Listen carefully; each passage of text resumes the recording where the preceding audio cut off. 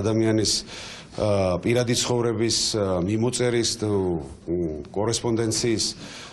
საიდუმლოების უფლება დარღვეულია ჩვენს ქვეყანაში არ არსებობს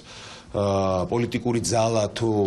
ჩვენი ხელისუფლებისთვის ოპოზიციურად განწყობილი სეგმენტი საზოგადოების რომელზეც უშიშროებას არ ქონდეს კონტროლი დაწესებული ზუსტად იგივენაირად როგორც ეს იყო 2012 წლამდე სააგაშვილის რეჟიმის დროს მე ვფიქრობ რომ მოსმენები საერთოდ გულისამრევია მაგრამ მე არ ვარ დარწმუნებული ამ კონკრეტულ შემთხვევაში გვარამიას უსმენდნენ მე მგონი მთავრობისთვის ამჟამად გაცილებით უფრო მნიშვნელოვანია ბურჭულაძეს მოусმინა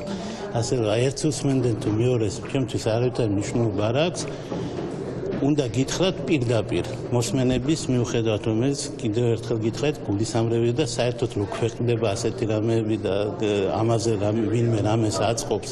არ მიმაჩნია სამართლიანი და სწორად აბსოლუტურად მიუღებელია ჩვენ ამასთან დაკავშირებით უკვე ჩამოყალიბებული პოზიცია გვაქვს არა მხოლოდ პარტიას არამედ ქართულ საზოგადოებას აქვს უკვე ჩამოყალიბებული პოზიცია შინაარსთან დაკავშირებით მე არ დავკონკრეტდები